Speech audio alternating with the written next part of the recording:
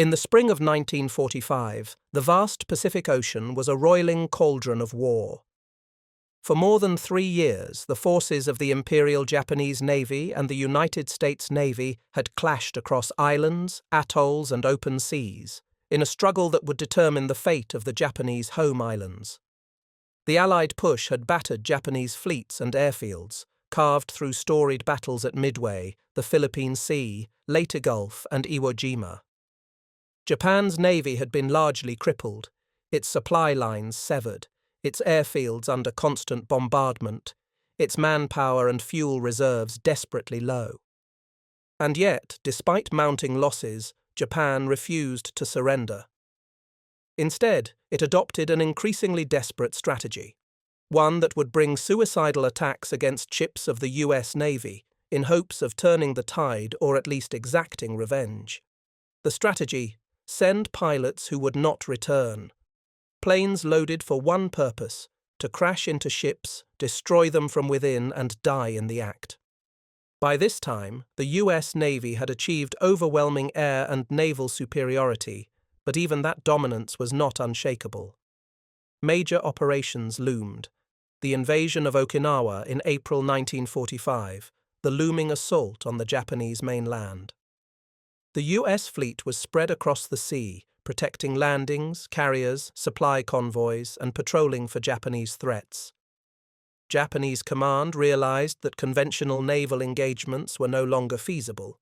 Their fleet could no longer stand up in line of battle with the US Navy. What they still had in some numbers: aircraft, often older models, sometimes minimally trained pilots, and above all the willingness to sacrifice. Thus, the kamikaze, or special attack tactic, gained ground. In the waters surrounding Okinawa and further toward the home islands, the kamikaze threat would rise to unprecedented levels. Many US ships would be battered, some sunk, many men lost. In this story, we focus on one set of actions that brought the US Navy to what might have been a near catastrophe. An operation in which the Japanese nearly succeeded in destroying the US Navy's carrier-based strike capability and sea control. The term kamikaze, divine wind, echoes deep in Japanese history, referencing the typhoons that in the 13th century destroyed Mongol invasion fleets. In World War II, the term became associated with special attack tactics, young pilots assigned one-way missions, crashing into Allied ships. Formalized in late 1944 and early 1945, these suicide attacks became both a tactical measure and a symbolic one. By October 1944, during the Battle of Leyte Gulf and related operations, Japan had begun to deploy kamikaze attacks on US ships in increasing numbers. One source notes that, over the first 2 days of the battle, an estimated 60 kamikazes had attacked about 50 ships, sinking 6. But the strategy matured and surged during the campaign for Okinawa. The Japanese launched a series of mass kamikaze operations under the umbrella of Operation Kikusui, floating chrysanthemum, lasting from April 6 to June 22, 1945. According to records, more than 1,800 kamikaze aircraft, nearly 1,000 Navy, nearly 1,000 Army, were launched. They inflicted damage on 218 Allied ships, sank 36 vessels, and cost over 7,000 Allied sailors killed in that campaign alone. Japanese planners recognized several factors. The US fleet relied heavily on carriers and large ships. Many of the destroyers and smaller vessels acted as radar pickets far ahead of the main force, providing early warning, and thus became exposed. The Japanese targeted these forward elements. If they could destroy or incapacitate enough carriers, destroyers, and support ships, the US would lose its ability to project power, which in turn might stall the invasion or even force a negotiated settlement. In the darkest hours of war, Japan embraced the concept of no-return flights. Entire air groups of minimally trained pilots, often flying obsolete aircraft or even training planes laden with bombs, would dive into Allied ships. The psychological shock of this tactic was enormous. Ships had to contend not only with bombs and torpedoes, but with aircraft intent on crash impact. The moral dimension weighed heavy both for Japanese pilots and Allied sailors. For the US Navy, the goal was clear: seize Okinawa, establish forward bases, neutralize the Japanese home island's threat, and prepare for possible invasion of Japan itself.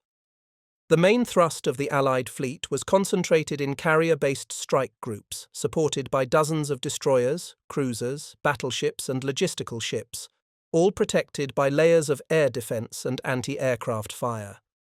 The destroyers often formed a radar picket ring tens of miles ahead of the main force, a hazardous duty but indispensable. The Japanese High Command realized that if they could break the picket ring, disable or sink carriers, diminish the destroyer screen, and inflict heavy casualties, the Allied campaign might slow or even collapse.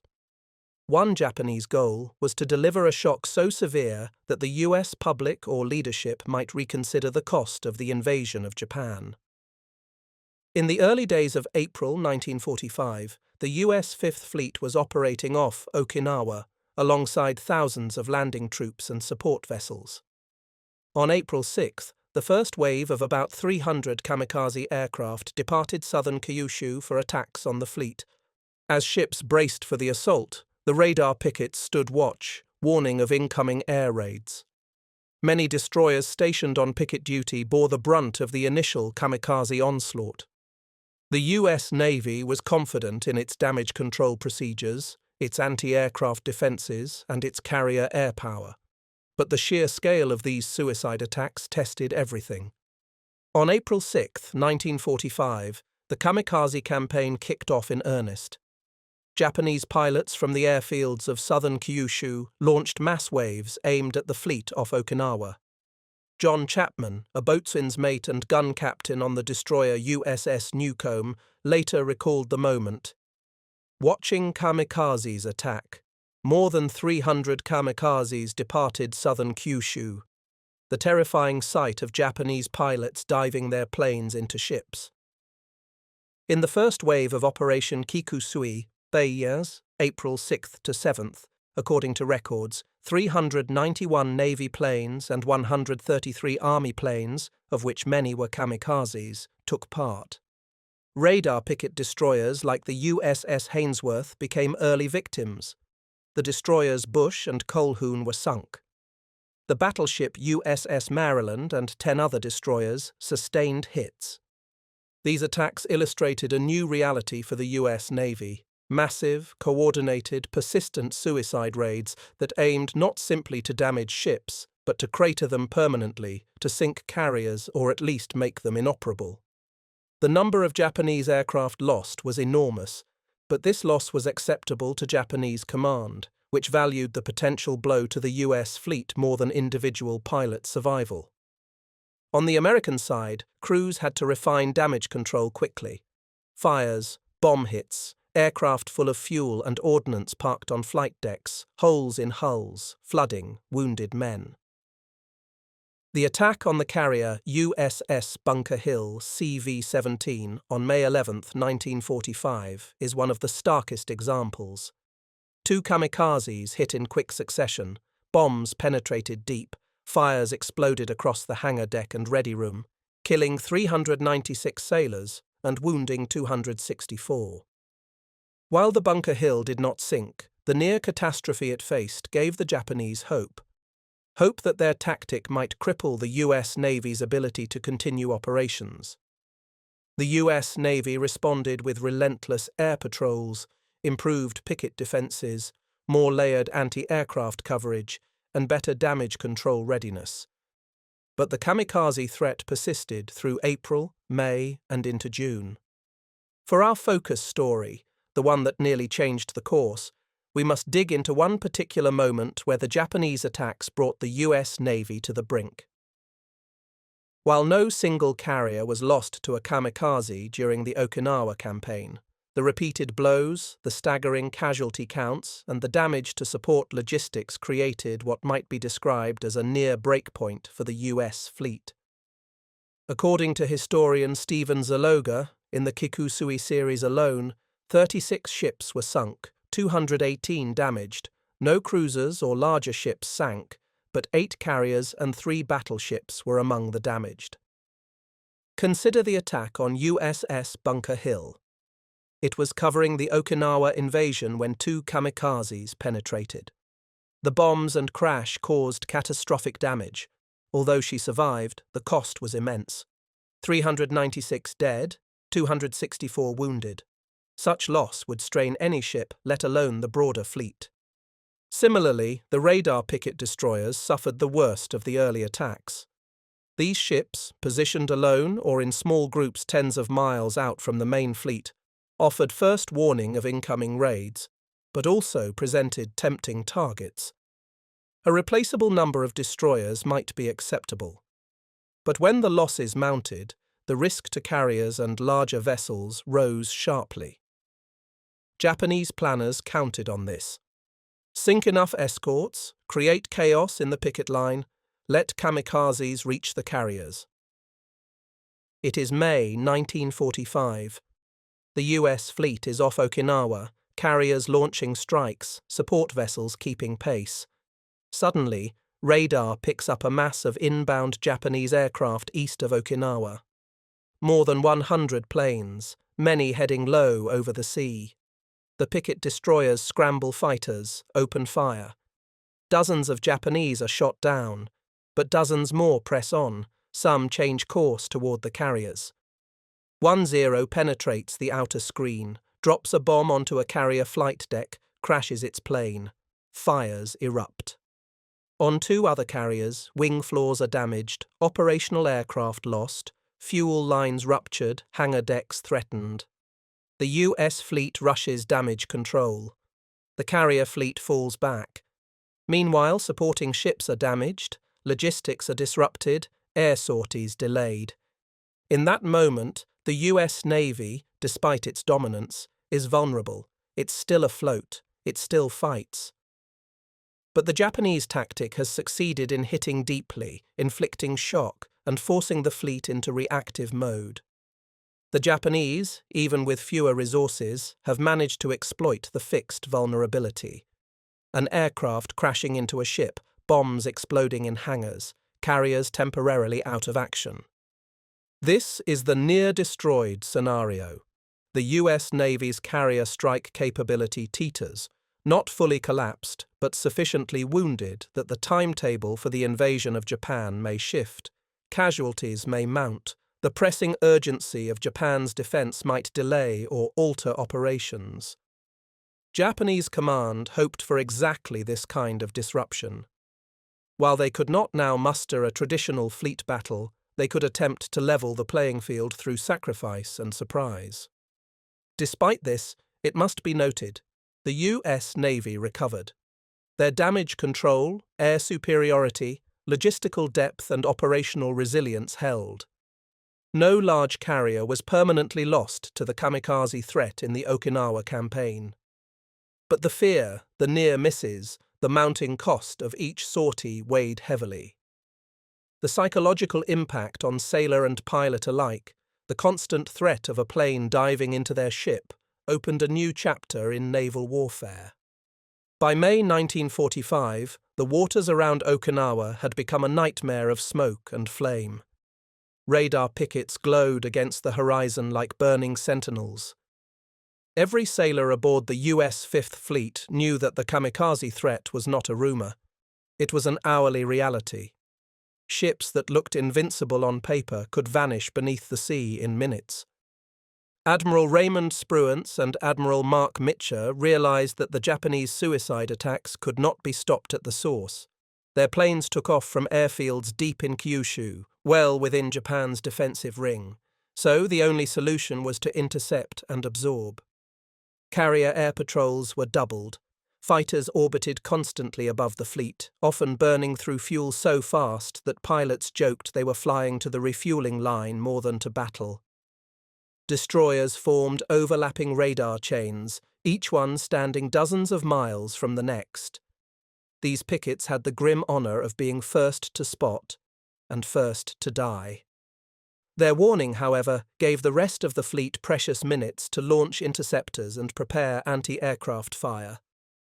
Meanwhile, the US Navy learned to fight a new kind of fire. Special fire suppression teams were trained. Bulkheads were reinforced. Hoses, foam, and chemical retardants became as critical as ammunition. Below deck, sailors drilled in total darkness, learning to seal off compartments in seconds. Damage control officers became heroes, equal to fighter aces. Still, Japan did not relent. Every setback only hardened the resolve of its high command.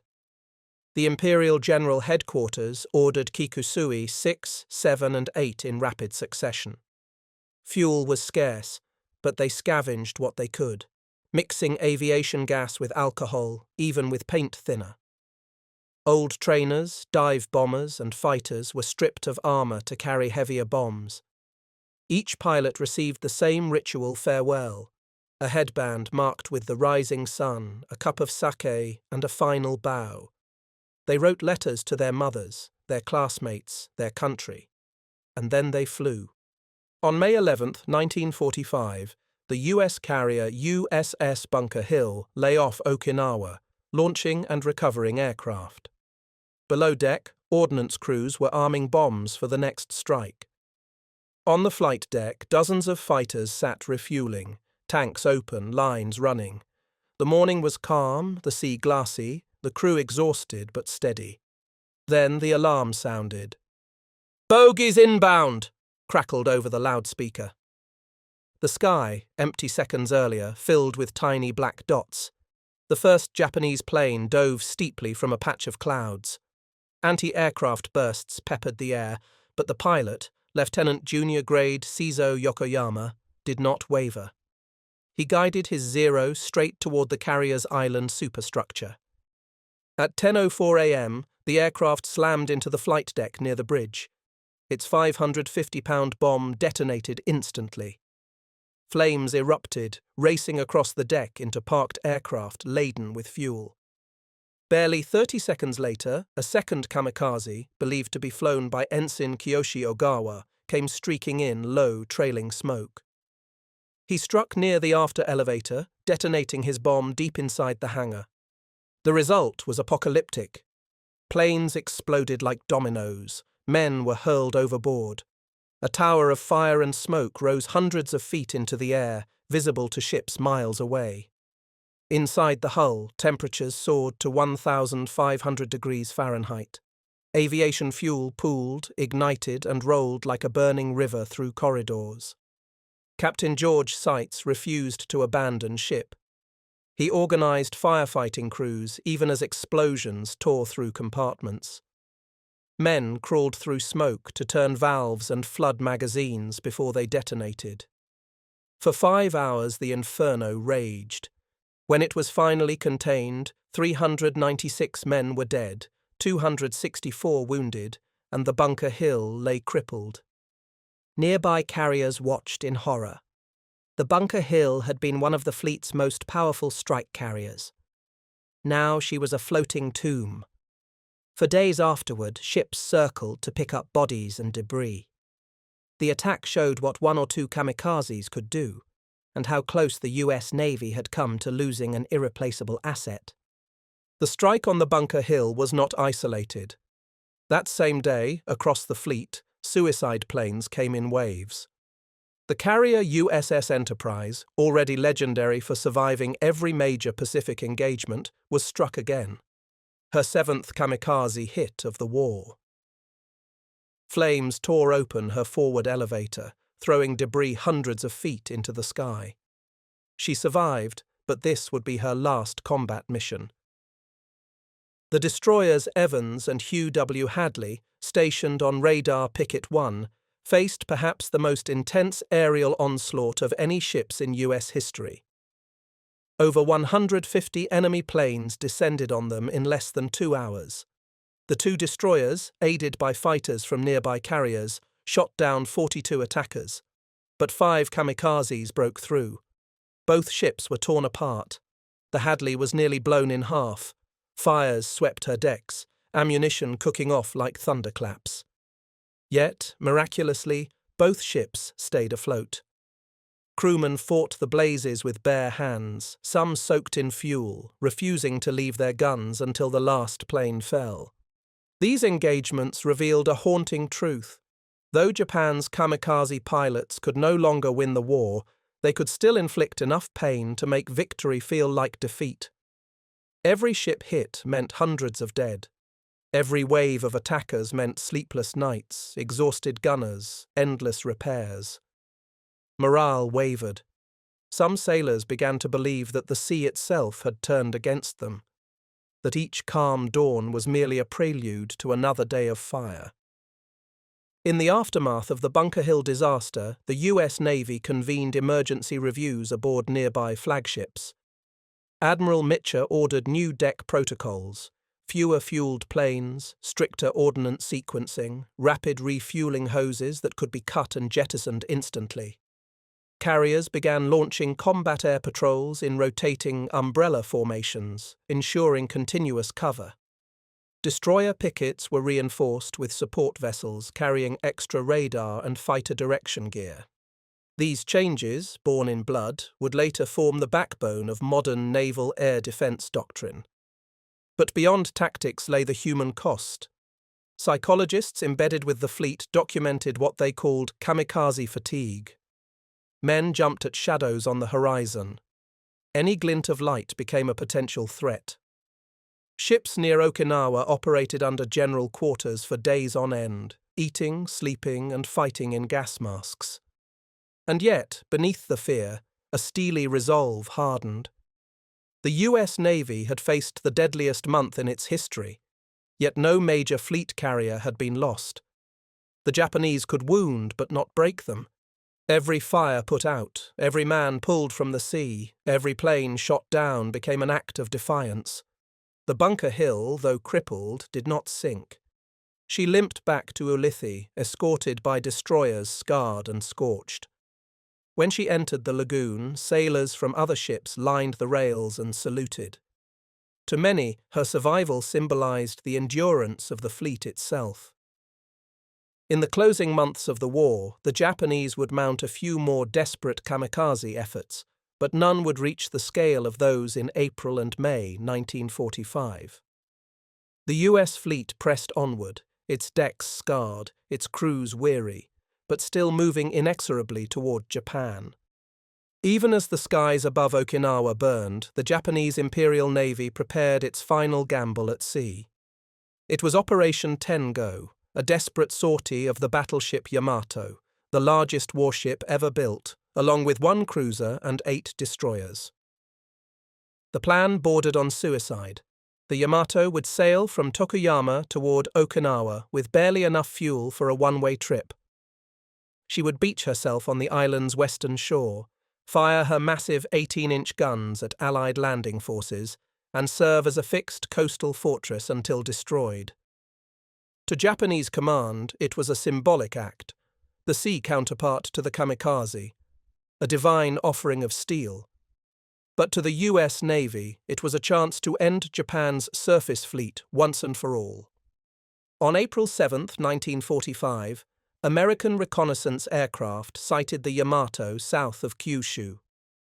Within hours, Task Force 58 launched hundreds of carrier planes, Avengers, Helldivers, Corsairs, Hellcats, swarming through heavy clouds toward the behemoth.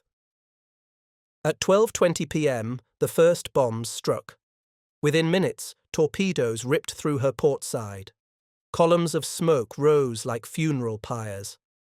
Anti-aircraft gunners fought to the last, their tracers vanishing into the grey sky. By 2:23 p.m., the Yamato's fate was sealed. She capsized, her magazines detonated in a cataclysmic explosion felt 200 miles away. Over 3,000 sailors perished. Only a few hundred survived. The Imperial Japanese Navy ceased to exist as an organized fighting force. From that day, Japan's defense would rely almost entirely on aircraft and the suicide missions of the kamikaze. When the Okinawa campaign finally ended in June 1945, the toll on both sides was staggering. The US Navy recorded 36 ships sunk and 368 damaged. More than 4,900 sailors were killed and nearly 5,000 wounded, the highest naval casualties of the entire Pacific War. Japan had lost more than 1,500 aircraft and 4,000 pilots, many of them barely out of training school. For each American ship damaged or sunk, dozens of Japanese airmen had given their lives. And yet, the attacks had achieved what Japanese planners sought most: fear.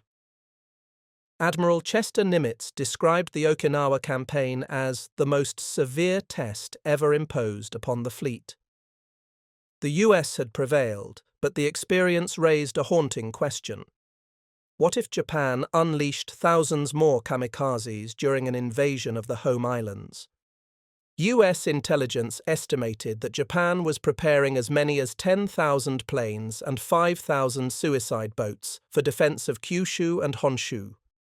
Analysts feared that the first month of invasion might cost 1 million Allied casualties. Those numbers weighed heavily on military planners, and later on President Truman himself, as decisions about atomic weapons loomed. The divine wind had not defeated the US Navy, but it had demonstrated how far Japan was willing to go and what the cost of invasion might truly be. When the war ended in August 1945, Japan lay in ruins. Cities burned, industries shattered, and the once mighty Imperial Navy had vanished beneath the waves. The kamikaze pilots, once heralded as divine warriors, were remembered with a mixture of reverence and sorrow. Many of their surviving comrades would later say that the attacks had been born not of fanaticism, but of despair. Pilots had volunteered out of duty, believing their deaths might buy time for their families or for peace. Some had written in their diaries that they wished their sacrifice would end the war faster, not prolong it. For the US Navy, the lessons were indelible. The experience reshaped naval doctrine for generations. Radar pickets evolved into Aegis-equipped air defense ships. Carrier decks were redesigned for rapid fire suppression and reinforced steel. Combat information centers became the nerve centers of every fleet, born from the chaotic warnings of Okinawa. In the years that followed, films, memoirs, and declassified reports would retell the kamikaze campaign as both tragedy and warning. It stood as proof of human endurance and the devastating power of belief. During memorial ceremonies in both nations, veterans often spoke the same words: "No more Okinawas." The Kamikaze campaign of 1945 remains one of the most extreme expressions of total war in human history, a moment when technology, faith, and desperation collided. It nearly broke the US Navy not through numbers or strategy, but through sheer human sacrifice. Destroyers burned at their posts. Carriers smouldered under clouds of black smoke. Sailors fought fires with bare hands and prayed that the next dive would miss. But the fleet endured. Out of that endurance emerged not just victory, but a hard-won understanding of the cost of survival. In the words of one sailor aboard the Bunker Hill, written in a letter home after the war, "They came from the sky like stars falling into the sea. We shot until our guns burned red, and when the smoke cleared, all I could think was how young they looked." The Pacific grew calm again. The divine wind had blown itself out, and the world moved on into an uncertain peace, shaped forever by those who flew and those who endured them.